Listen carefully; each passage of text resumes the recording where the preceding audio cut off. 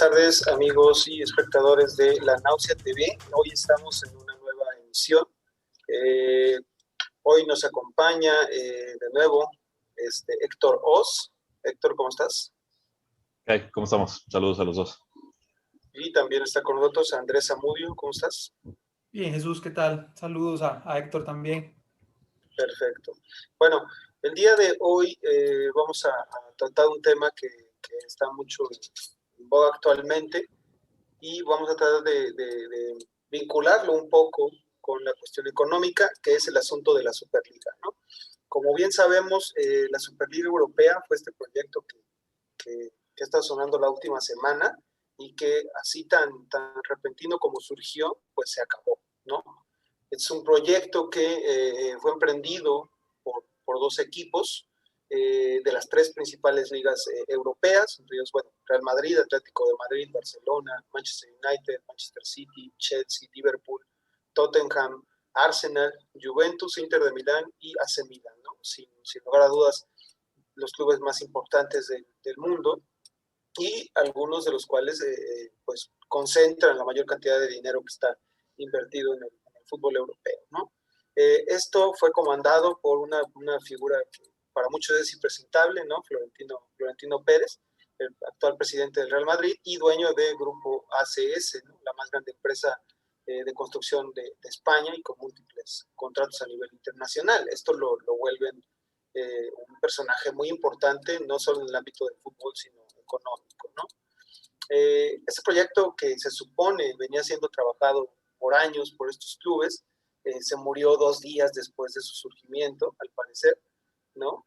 Parece que firmaron ese contrato en una servilleta, porque a la primera advertencia que FIFA les hizo, los equipos se salieron, salvo 4 equipos. Esto es muy importante para analizar justamente el papel de estos equipos y en qué momento estamos ahorita, ¿no?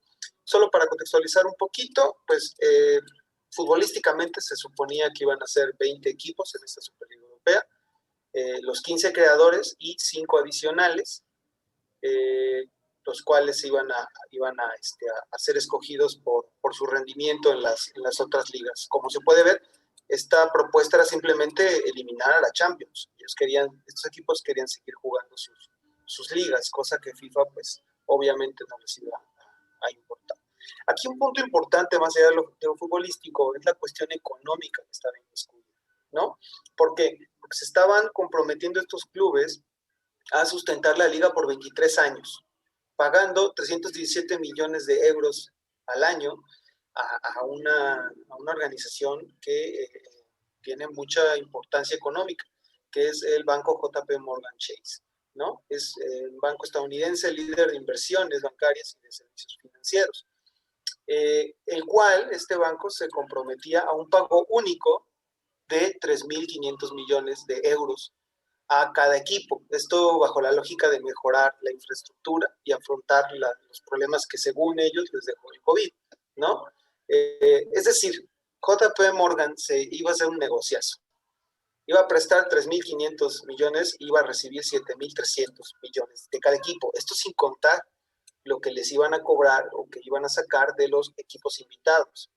Entonces, era un negociazo para este banco, ¿no? Dentro de estos contratos había 3 clubes de los cuales nos está hablando, que es Borussia Dortmund, Bayern Múnich y PSG. Se supone que eran los clubes que faltaba por integrarse y que fueron los primeritos que votaron el proyecto. Entonces, bueno, con esto en mente, una de las preguntas que podemos plantear es, de forma general, ¿cuáles son los factores económicos, políticos, incluso de cuestión de clase, que están inmiscuidos en el fútbol, ¿no? Y en particular en este proyecto que es la Superliga? Andrés, ¿qué nos puedes comentar al respecto? Bien, muchas gracias por la introducción al tema, Jesús. Sí, pues es un tema que dentro del fútbol ha generado mucha controversia y yo creo que me va a tocar recoger incluso algo de lo que he estado viendo, de las discusiones que se generan en las redes sociales y bueno, como siempre la opinión está dividida al respecto, ¿no? Hay hinchas fanáticos del fútbol que quieren Obviamente ver este proyecto, ¿no? de puros grandes equipos, desde el aspecto y la parafernalia del espectáculo, se antoja como algo pues muy importante, ¿no?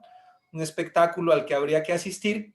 Y obviamente están también pues los hinchas de los equipos chicos que consideran esto que es una afrenta, ¿no? Incluso desde el aspecto económico, ¿por qué? Porque pues obviamente acentúa una marginación. Si esto representa un negocio millonario como lo estás mencionando ahorita, pues es evidente que es un pastel que se van a repartir entre esos 15 equipos y los invitados ocasionales, ¿no? El pretexto, pues la crisis financiera a la que han entrado estos grandes equipos, uno de los que se supone que más grave tiene sus finanzas es el Barcelona, ¿no? Al sostener la nómina de Messi y otras grandes figuras que están ahí, que eso es un costo financiero altísimo, ¿no? Que el Barcelona está teniendo muchos problemas para manejar. Entonces vieron esta oportunidad, ahora que mencionas la cantidad de dinero que este banco de JP Morgan pretende inyectarles, pues para ellos obviamente es la salida inmediata y saben que pueden generar con esa inversión que les inyectaría el banco, saben que pueden generar en los términos que el fútbol renta y deja como negocio, saben que pueden multiplicar eso en patrocinios, televisoras, todo lo que sabemos que está implicado en el fútbol, ¿no? Pero en términos sociales y políticos, obviamente no deja de ser un desdén para el resto de los equipos, que si entendemos el fútbol como una sociedad, ¿sí? O sea, es decir, no solamente cada club como un club social, ¿no? Deportivo en sí mismo, sino el gran negocio del fútbol que podría englobar a FIFA, ¿sí? Como una sociedad empresarial del gran mundo del fútbol y del gran negocio del fútbol, pues no deja de ser un desdén para el resto de los equipos, porque a mí se me ocurre esta analogía de que imagínense que nosotros pertenecemos a una sociedad empresarial y de repente nos organizamos para hacer un negocio dentro del mismo ramo que le termine haciendo la competencia a nuestros propios asociados. Entonces, bueno, ahí es donde entran las opiniones de los hinchas y los que dicen que eso está dentro de la libertad de los otros equipos que quieran hacer eso, que la FIFA no tendría por qué regular, que la UEFA no tendría por qué regular, siendo que también son entidades sumamente mafiosas y corruptas que no tendrían entonces por qué regular estas iniciativas. Pero yo creo que desde cualquier código moral empresarial, efectivamente es un desdén hacerle la competencia a socios, gracias a los cuales también has generado el gran capital y la importancia comercial que estos grandes clubes tienen y de repente hacerlos a un lado, ¿sí? No es la primera vez que sucede. Hay por ahí una historiadora del fútbol que ha dedicado a trabajar este tema, Brenda Elsie, que es norteamericana, y que explica cómo en la configuración original histórica a principios del siglo XX, los clubes del fútbol surgieron pues sobre todo del seno de la burguesía, ¿no? Los grandes colegios británicos fueron los primeros en configurar clubes, pero no tardaron realmente los gremios de trabajadores también en crear sus propios clubes y enfrentarse a estos equipos, ¿sí? Hay una lucha de clases ahí que se traslada a la cancha entre la clase trabajadora y la burguesía. Y curiosamente, cuando se conforman las primeras ligas profesionales, como las relaciones políticas e institucionales las tienen los clubes de trabajadores también quedan marginados, ¿no? Por lo menos eso menciona esta historiadora que ha sucedido. Y bueno, vemos que lo que intenta hacer Florentino Pérez y compañía con esta Superliga, pues realmente no es el descubrimiento del agua tibia, sino la marginación histórica que ha ocurrido durante toda la vida en la profesionalización de las ligas, ¿no? Entonces, bueno, creo que en lo político y social está muy claro que están queriendo hacer lo que siempre ha ocurrido, ¿no? En efecto, es muy interesante esta visión histórica, pues para contextualizar lo que está pasando ahorita, ¿no? No es algo del todo novedoso y nos dice más que lo que el propio fenómeno está diciendo, ¿no? Héctor, ¿algo que opines respecto a esto? Sí, gracias, Jesús. No, de acuerdo. Y la cuestión es precisamente pues entender este movimiento pues en su debido contexto, ¿no? Pero como bien dice, como bien comentan, pues ha suscitado reacciones por todos lados durante las últimas semanas, tanto a favor como en contra. Pero pues, la cuestión, yo digo, es nada más ponerlo en perspectiva y como bien comentaba Andrés, no es la primera vez que esto sucede y tendríamos que recordar casos, por ejemplo, como el de la famosa Premier League, que es exactamente lo mismo, simple y sencillamente que, bueno, ahora lo tenemos a una escala mayor, entre comillas, por ser equipos de distintos países y ser un movimiento a escala, a escala continental.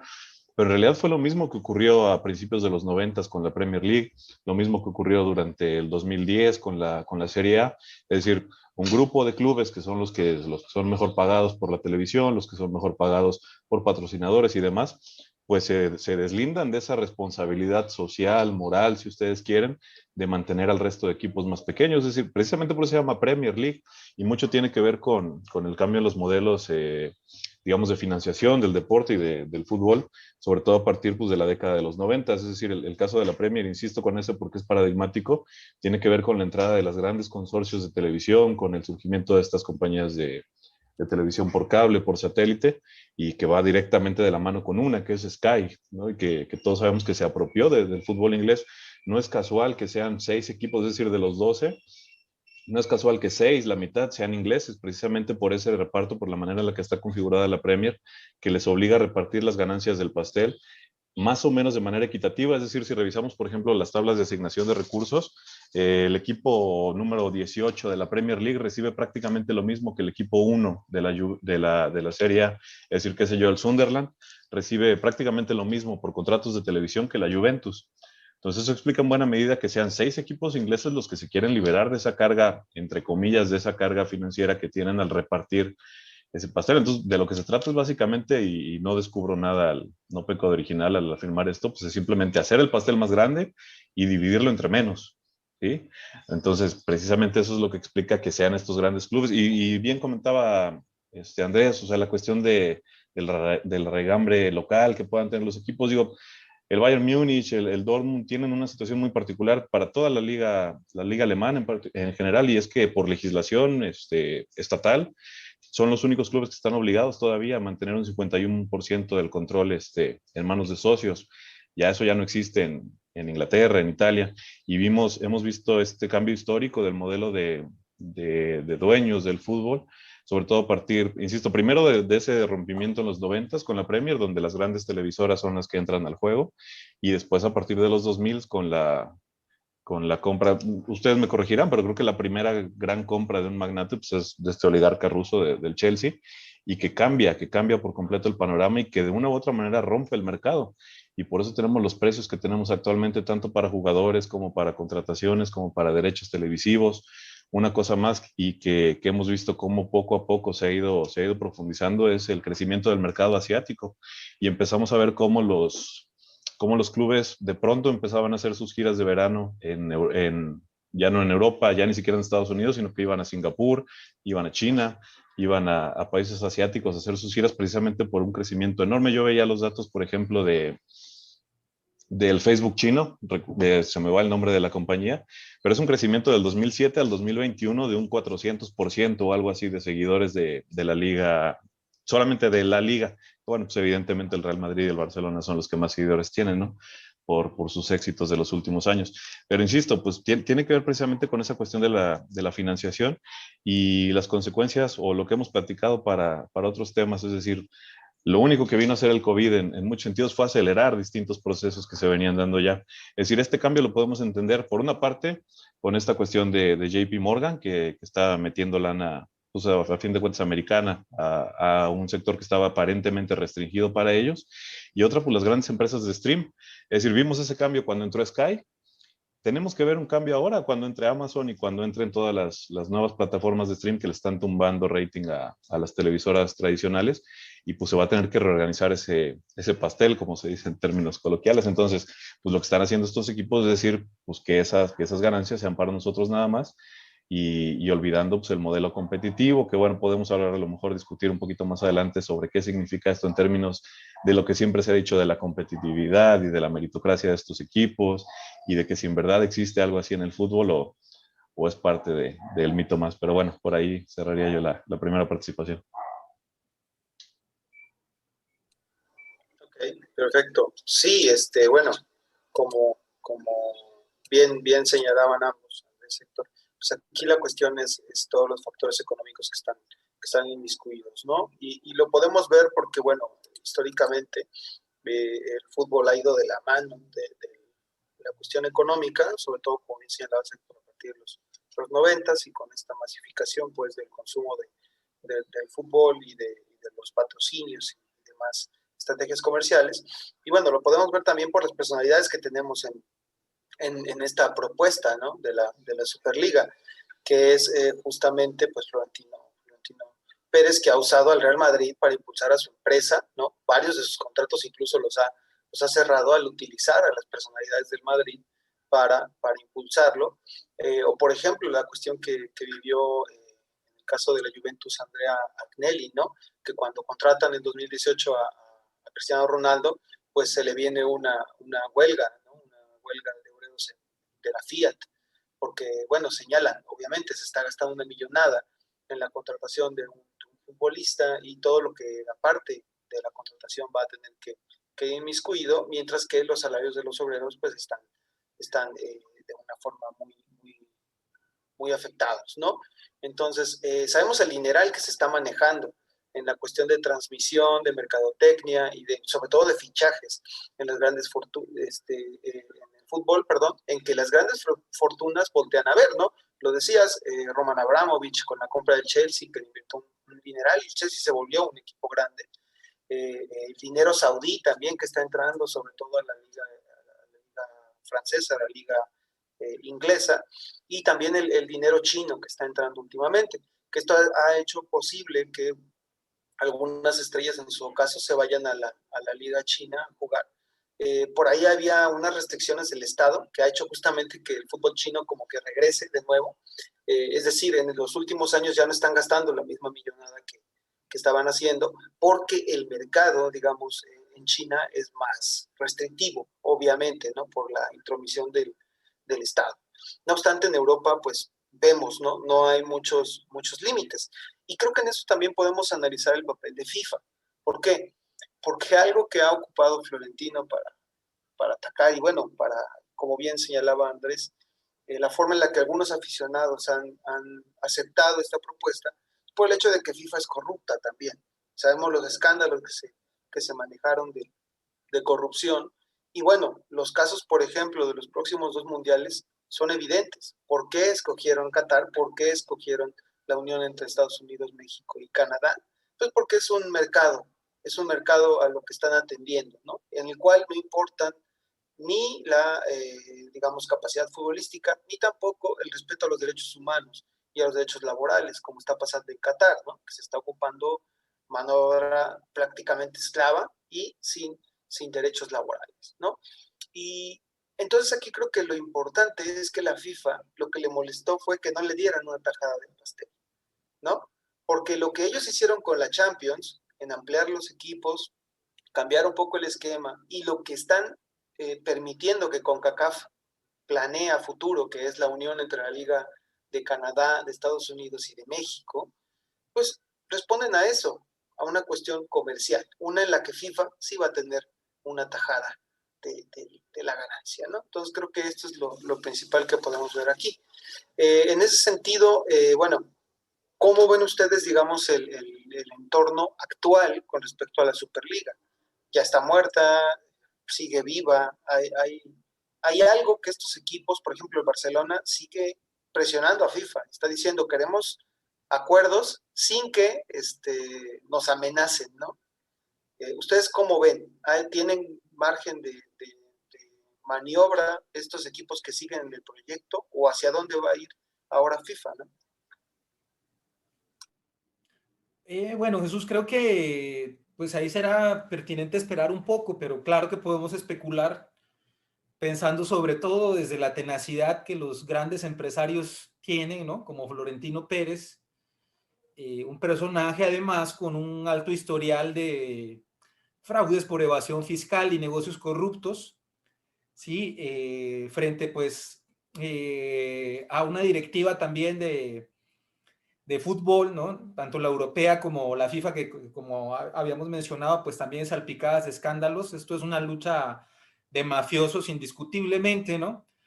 Y en ese sentido hasta resulta un poco ridículo y fantasioso que ambas partes apelen como a querer salvar lo romántico y lo ideal que hay en el fútbol, ¿no? Cuando es algo que parece ser que realmente ya se acabó desde que se consolidó la mercantilización del fútbol. Es decir, a esa época en la que el fútbol le pertenecía realmente al hincha, como ha dicho Marcelo Bielsa, parece ser que se acabó, ¿no? El fútbol hoy en día es un gran producto dentro de un gran mercado que está en manos de empresarios con capitales supermillonarios y además con esta mentalidad rapaz, ¿no? O de tiburón, como les gusta admirar hoy a los grandes simpatizantes del libertarismo, que además admiran muchísimo a Florentino, ¿no? Entonces, desde esa perspectiva, yo creo que podemos especular que no va a ser tan fácil disuadir a estos grandes empresarios.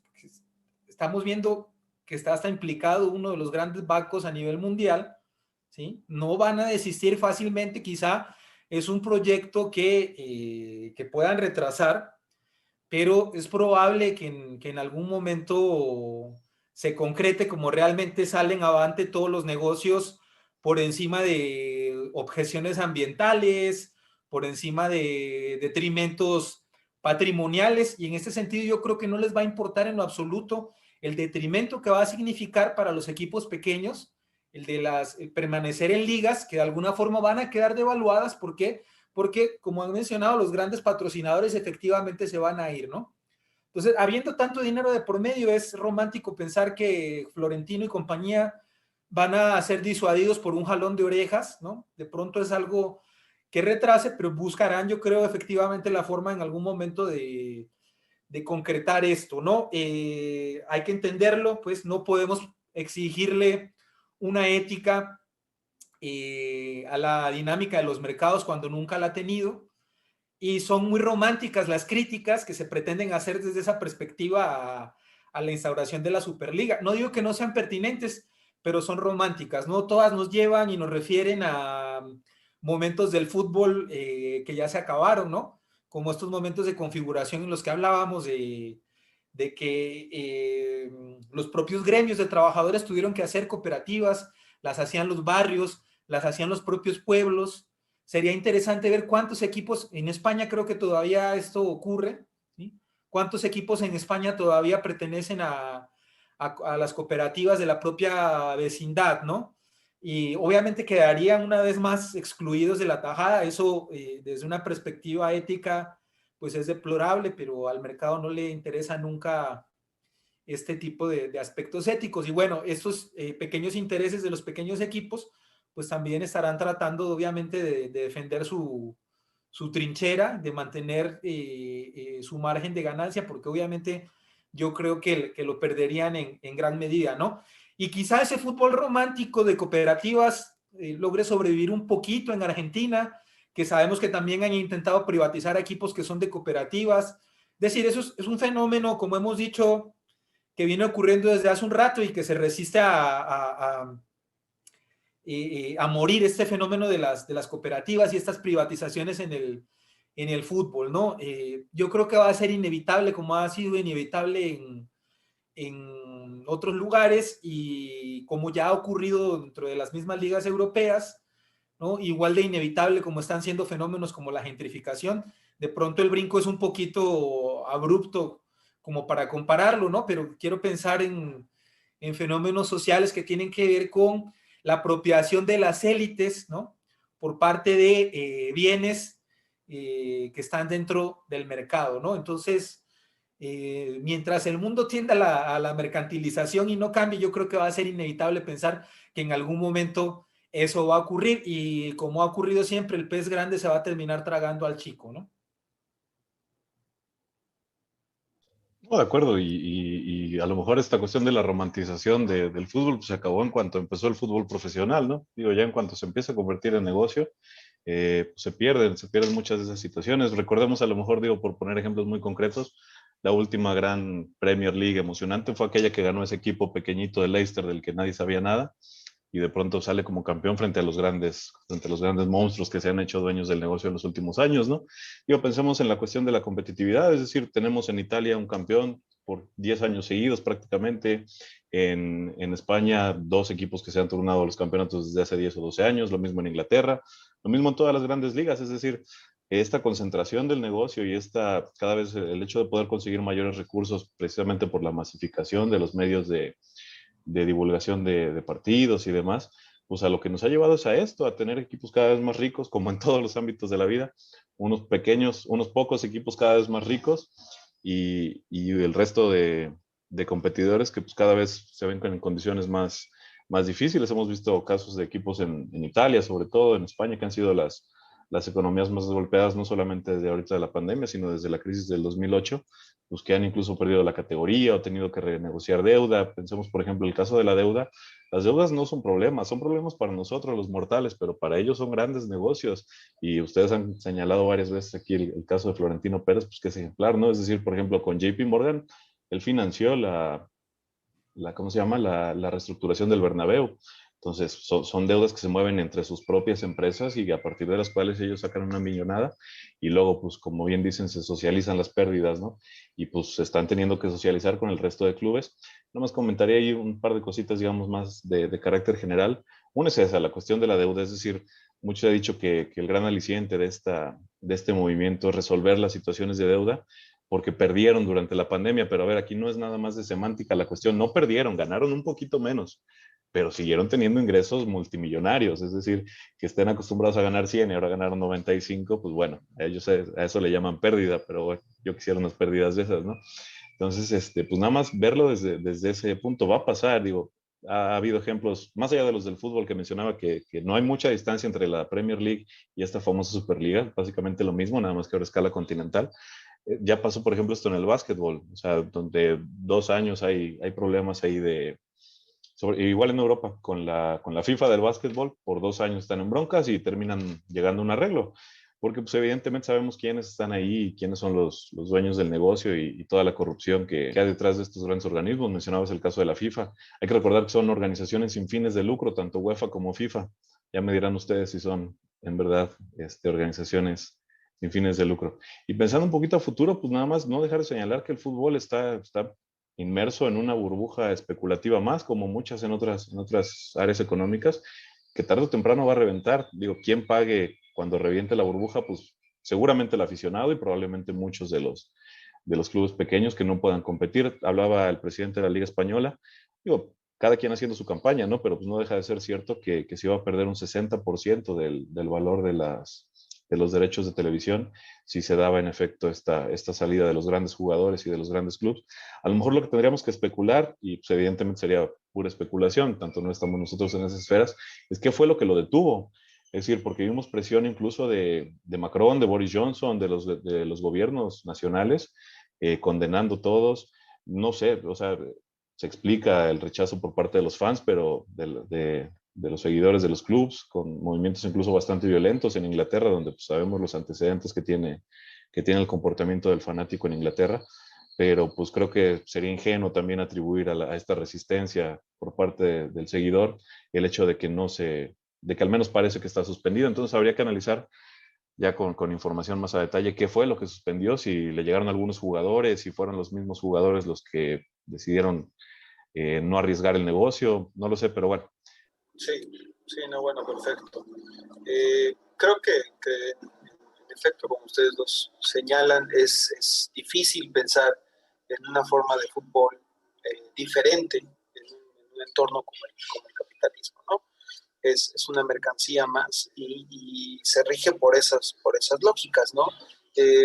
Pues vemos justamente a esos, pues los aficionados románticos, ¿no? Que hablan, por ejemplo, del orgullo de la camiseta, de no irte con el equipo contrario, ¿no? Si eres del Madrid no te puedes ir al Barça y viceversa. Sabemos que eso cada día es más eh, falso, digámoslo, ¿no? Aquí lo que rige es el dinero. Sabemos que cada vez los jugadores cuestan más y se hace más negocio en torno a ellos, ¿no? recordamos cuando Cristiano fue una bomba de contratación, y ahora, bueno, Mbappé o Haaland valen el doble o triple de lo que se pagó por él, ¿no? Y que es una parte principal de las aparentes crisis económicas que sufren los equipos, ¿no? Y como siempre, bueno, en estos negocios nunca van a perder los poderosos. Y un caso muy claro de esto es que ahora Madrid y Juventus, sobre todo, están pidiendo una indemnización a los clubes que se salieron, ¿no? Lo cual en cierto punto tendría sentido porque firmaron un contrato, ¿no? No pueden, digamos, faltar al contrato que ya adquirieron solamente por las amenazas que FIFA les hizo, ¿no? Y más aún también, ¿qué hubiera pasado si los equipos no se hubieran salido? Es decir, si esos 3 equipos se hubieran mantenido en el plan que tenían, FIFA iba a tener la capacidad suficiente para hacerlos retroceder, ¿no? Porque como bien señalaban, FIFA iba a perder mucho en sus ligas si estos equipos se salían en efecto, y también en el Mundial, ¿no? Porque se estaba amenazando en castigar a los jugadores que estuvieran en estos equipos, ¿no? Creo que ya para ir cerrando un poquito, salvo las opiniones de ustedes, como sabemos, las grandes ligas se mueven por dinero, los grandes fichajes también. Entonces, una forma que considero tal vez importante para frenar este tipo de diferenciaciones entre los clubes pobres y los clubes ricos, pues sería justamente este mayor control sobre la diferencia de los salarios entre los futbolistas y los gastos en las ligas, ¿no? Cosa que, por ejemplo, vemos a cierto punto en la NFL, ¿no?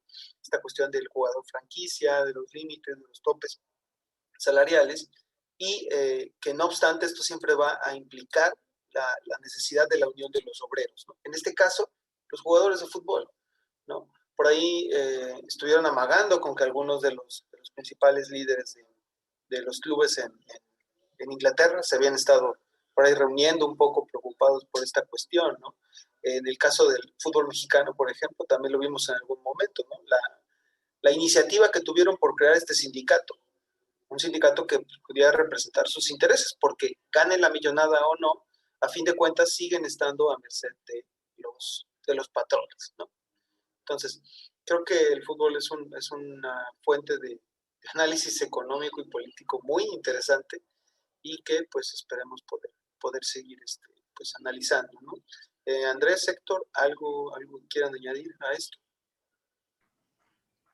Sí, pues cierro con una reflexión ahí respecto al carácter del hincha del fútbol mercantilizado, a propósito de la mayor réplica que no solo Bielsa la ha hecho, ¿no? Sino de que el fútbol pertenece al hincha, y de alguna forma sí, pero creo que es pertinente insistir en qué forma o de qué forma le pertenece el fútbol al hincha de hoy, siendo, como hemos ya establecido, un producto masivo del mercado, ¿no? Y desgraciadamente el hincha ya no es aquel hincha identificado no solamente con una camiseta, ¿no? O que más bien se identifica porque la camiseta representa un gremio, representa un origen social, ¿sí? En aquellos tiempos que se atreven a afirmar hoy en día los antropólogos, en que el fútbol fue capaz de configurar por primera vez para ciertos sectores sociales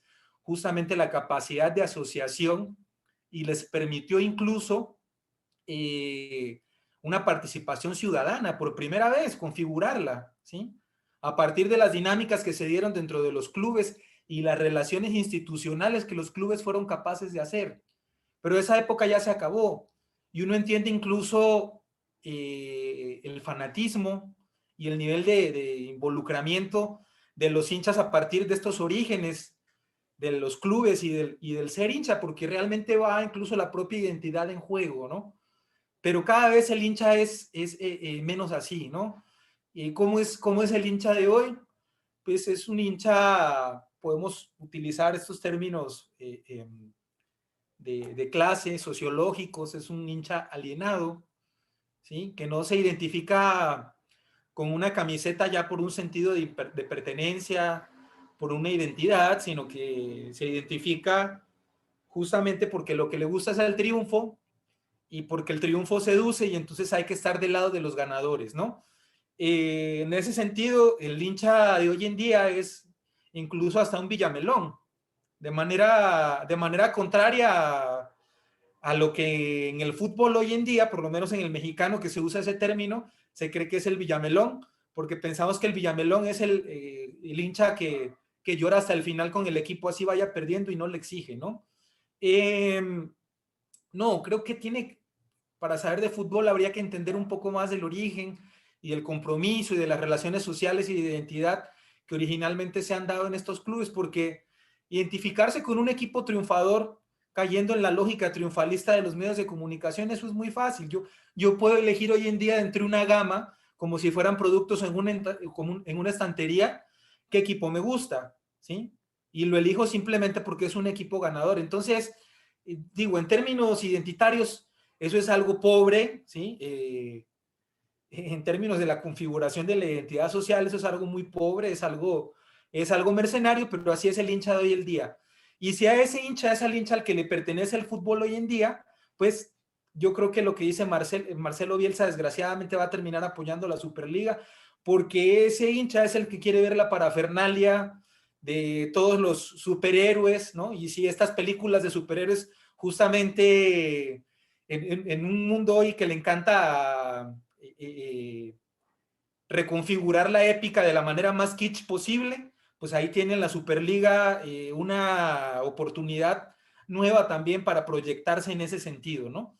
Entonces, si ese es el hincha al que le pertenece el fútbol, pues yo creo que la Superliga está garantizada realmente en un futuro, porque el otro hincha, pues, está cada vez desapareciendo en mayor nivel, ¿no? Entonces, bueno, sería interesante por ahí mirar esta película que se llama El Juego, que no habla de fútbol, sino de béisbol, y que ponen, no sé si se la vieron, ponen en la mesa el asunto de la diferencia presupuestal que tiene un equipo como los Yankees de Nueva York, creo que es frente a los Mellizos de Minnesota, 30 millones de dólares del equipo pequeño frente a 120 millones de los Yankees de Nueva York. Estamos hablando de eso hace como 20 años, creo. Los presupuestos hoy deben ser grandísimos, ¿no? Entonces, la épica, en un sentido verdaderamente propio que implica para un equipo de esos, plantarle competencia a un equipo grande y ganarle un campeonato. O sea, hay una justicia ahí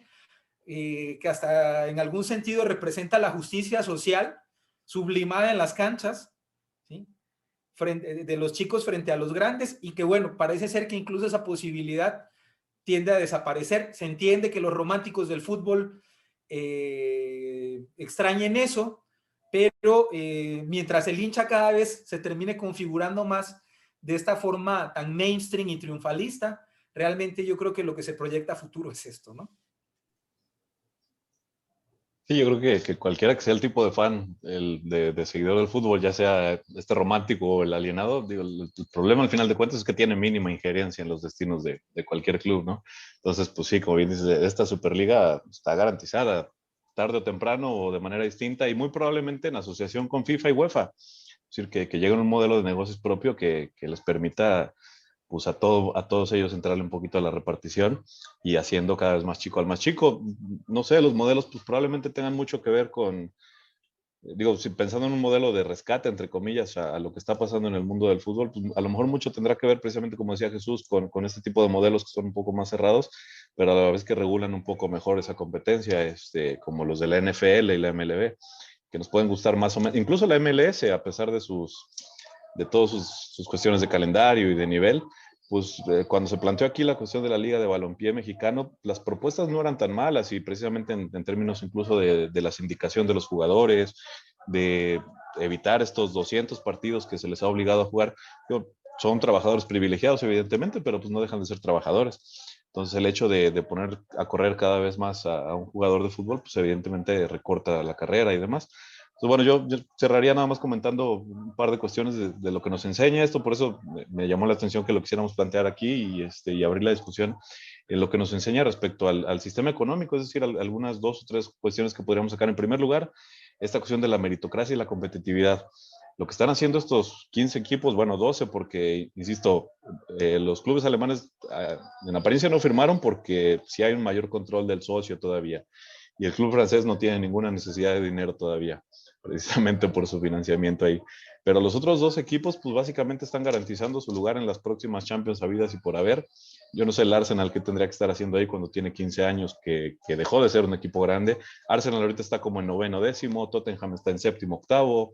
Segundo, la cuestión está de que se va a volver más atractivo una Superliga, pues nos habla de la inmediatez y del cortoplacismo que se tiene para todos los negocios. Es decir, puede ser muy atractivo un Manchester United-Barcelona, una vez al año, 2 veces al año, 3 veces al año, 50 veces al año por el resto de nuestras vidas, va a ser igual que un Sevilla-Napoli, por mencionar equipos de media tabla, no los de la parte más baja. Entonces, nos habla precisamente de que a lo mejor el gran ganón de esta, bueno, ya lo decía Jesús en su introducción, el gran triunfador de esta operación iba a ser JP Morgan, porque los equipos iban a caer en la misma situación en 5 o 10 años, una vez que esto se volviera monótono y repetitivo. Y última, toda la actividad económica tiende hacia el monopolio, es decir, toda la actividad económica tiende a concentrarse cada vez más y no son monopolios naturales como nos lo venden en la Facultad de Economía, de que son porque son más competitivos, porque son mejores, porque son más eficientes.